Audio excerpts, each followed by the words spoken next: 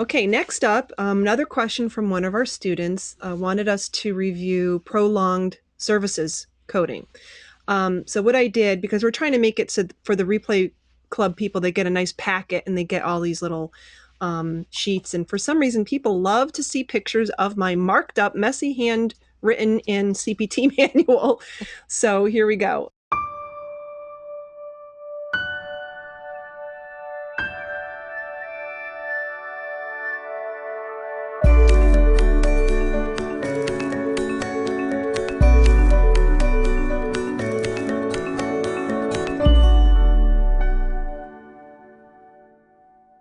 Okay, so this is right from the CPT manual. I think one of the things that is unique about our course and the Blitz is that we teach from the manual. Textbooks are great.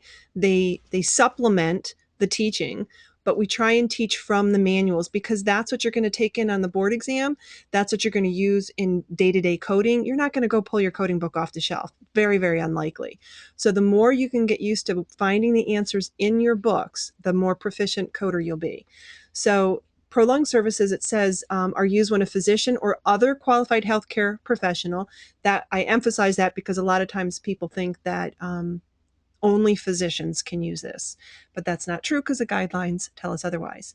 So when they provide prolonged services involving direct patient contact that is provided beyond the usual service, and it can be inpatient or outpatient. The direct patient contact is face-to-face and includes additional non-face-to-face services on the patient's floor or the unit or wherever they're being seen. The service is, and this is key, I have it highlighted in yellow, is reported in addition to the designated E&M services at any level. So it could be a level 3 E&M, a level 5 E&M. It doesn't have to be the highest level E&M. It could really be added on to any of them. And any other services provided the same session as E&M services, okay? So that's the general gist of what prolonged services are. They are add-on codes. Now let me go to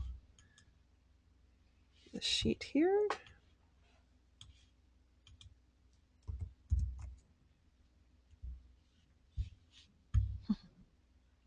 I always like seeing your marked up book too.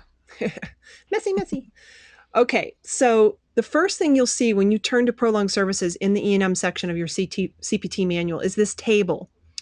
And you'll hear me say in the Blitz videos, don't be a hero. Don't try and do the math. If CPT gives you a table for time, use the table, okay?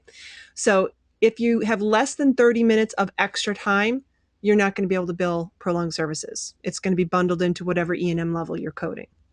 Once you hit 30 minutes of prolonged services, extra time, then you can start using these codes. Now, there are really three pairs of codes. That's how you have to view these, and then they become very easy to code. The first pair is the 99354 and 355 pair, and I've bubbled that and labeled it office/outpatient face-to-face, okay? Because it says it right in here, prolonged service in the office or other outpatient setting requiring direct patient contact, okay?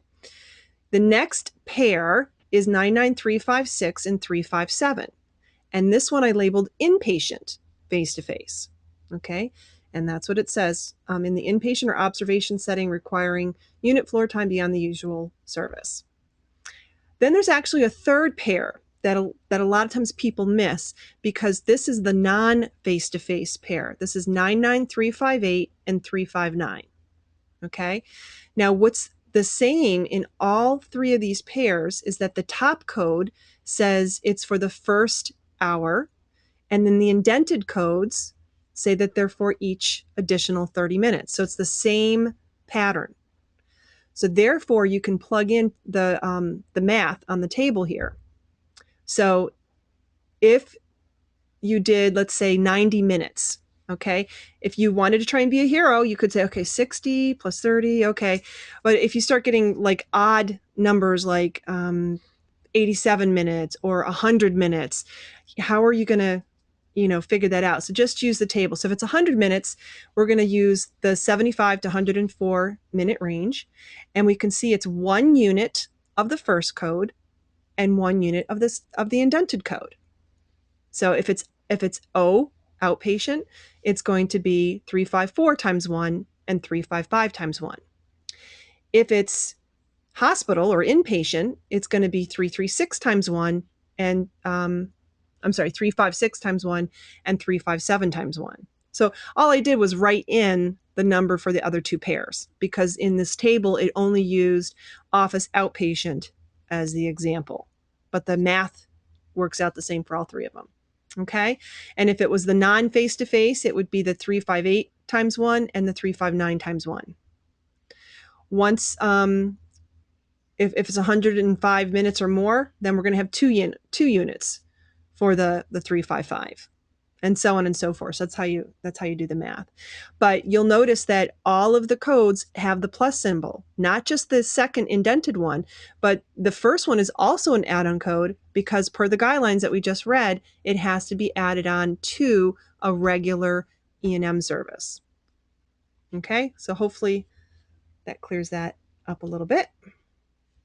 Get more CPC exam tips, coding certification training, and CEU credits. Go to www.codingcertification.org.